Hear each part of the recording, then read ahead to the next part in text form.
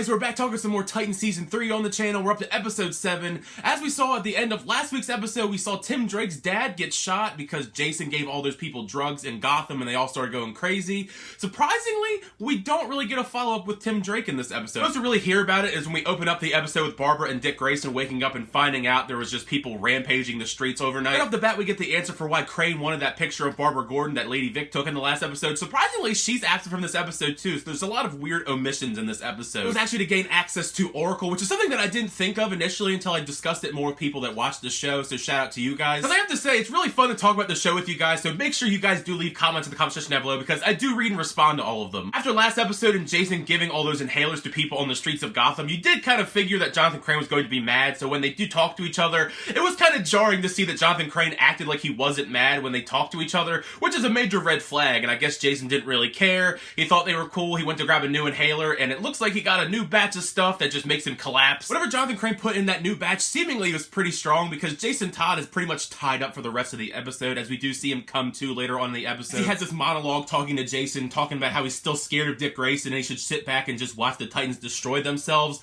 So that's pretty much what he does. He sits back and watches everything unfold in the episode. Which is kind of a bummer because I do like the Red Hood action so far in Season 3, but I think this is kind of the beginning of the end for their relationship anyways. I'm waiting for them to inevitably break up in some shape or form. I feel like Jason Todd is inevitably going to be on his own. The relationship seems a lot less friendly as the episodes go on. I do think that Crane is benefiting from a lot more screen time. Each and every episode he seems a lot more menacing and calculated with his plans. You really see the fear that everyone has for him in this episode, especially when he goes to meet with all the different crime bosses and making deals with them as he wants to medicate all of Gotham and control them. Besides them though, we pretty much bounce around between two main storylines that eventually converge for an exciting finale. There is one smaller one that involves Gar. I feel bad for Gar in Season 3 because he's really not in the main storyline all that much. He's not a major focus. But we do give him a little bit of a storyline as he goes and investigates Jason's old room and finds his stash, finds a note which we'll inevitably get back to at the end of the episode. Starfire and Blackfire are working together in more ways than one as they go through their past issues, while also going to talk to Valeska, one of the crime bosses we saw earlier on in the episode, as the team tries and collects more info about the whereabouts of Jonathan Crane and Jason Todd. Our story is actually why we have the episode title 51%, as we see in the car when they're discussing stuff that their dad actually had a motto when it comes to if something's 51% good and 49% bad, then you still take it. If it were me, I don't know if I'd really like those odds, 51% to 49%, but you know, I'm not a really good gambling man. The results for Corey and Blackfire's storyline is actually very shocking, probably one of the big oh my god shocking moments of the episode, as they do go to talk to Valeska and try to wheel and deal to get info. Of course, Valeska wants something in return, which ends up being her estranged son. And they go to talk to him and they have this very nice conversation convincing him to go back to talk to her, only for her to shoot her son point blank in the face and kill him right then and there. Like, what the hell is going on in this show? With her saying that he was working for the FBI, so she had to take him out. Even still, that was probably the biggest WTF moment of the episode. Even after all that insanity, she does agree to tell everything about Jason Todd and Crane and all their whereabouts and all that stuff, but Corey tries to make this handshake deal, obviously very distraught after what just happened, and she just roasts her. And I don't mean like in a sense where she like insults her really aggressively, like she literally roasts her until she burns into ashes. Like that was like wild too. Blackfire was down for it though, as we do know from her past. We also get a sense of explanation for why she did the things that she did as she talks to Corey about the fact that she did all this stuff because Corey wasn't there for her. So there is some sort of understanding each and every episode that Corey and Blackfire are kind of mending their relationship as sisters because of course they didn't get along for a very long period of time. One of my favorite moments from the episode actually comes from the other storyline involving Dick Grayson and Barbara Gordon working together.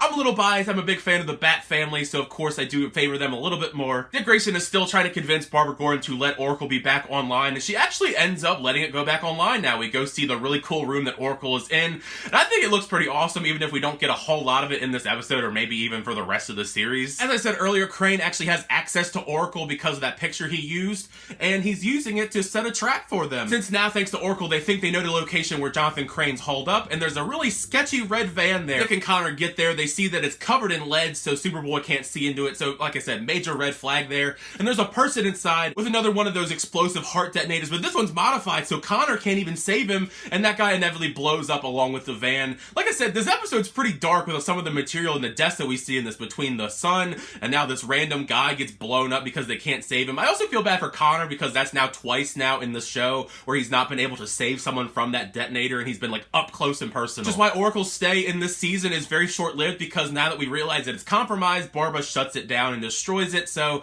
RIP Oracle. Maybe we'll see you again at some point in the future, maybe not, but at least it was kind of cool cool for this one episode. Through more investigating though, we do piece together enough details to figure out where Crane and Jason Todd are held up. We get a Victor Freeze reference along the way as well, which was kind of cool. Of course, we don't see Victor Freeze, but it's just nice to actually see a name drop in the show. Also, I have to mention more of the budding romance between Connor and Blackfire, because Connor's really concerned for Blackfire as she's back at Wayne Manor. And we do see that Corey is kind of forgiving Blackfire, kind of initiating her into the Titans and giving her this really badass outfit. I love the look of it, and so did Connor, because he thought she looked great. As we culminate in an epic finale with the whole Titans team going to take on Jason Todd and Crane in their little hideout. They don't take on them directly, but all of their henchmen are involved, and it's a really badass fight scene. Nightwing's taking out everybody, Starfire and Blackfire teaming up to take out folks. Get some Crypto action as well. We haven't seen a lot of Crypto this season, so that was nice to see him in action again. And of course, we see some more Blackfire and Connor flirting amongst all of the fighting. I don't know, I kind of like them as this budding romance in the show. I don't know what you guys think of it, but I think it's kind of cute so far, and it seems like we're just going to keep that going as the season progresses.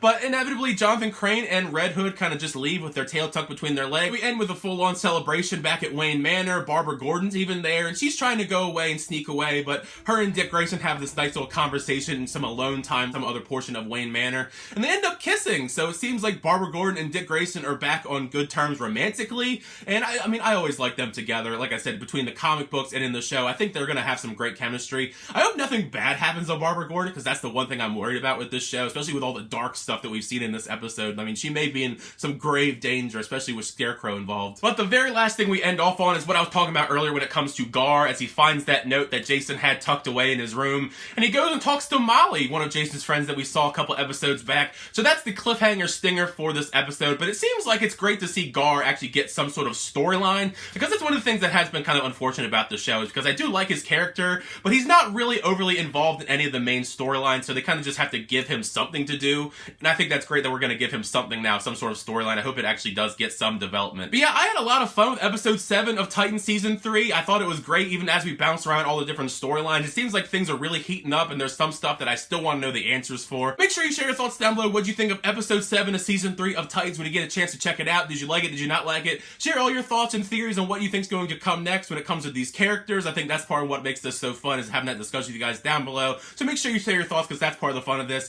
Thank you so much for sharing my reviews, though. I really appreciate it. Make sure to like and subscribe button. We'll keep doing reviews, reactions, and boxes and more on the channel. But next time, I'll see you guys later.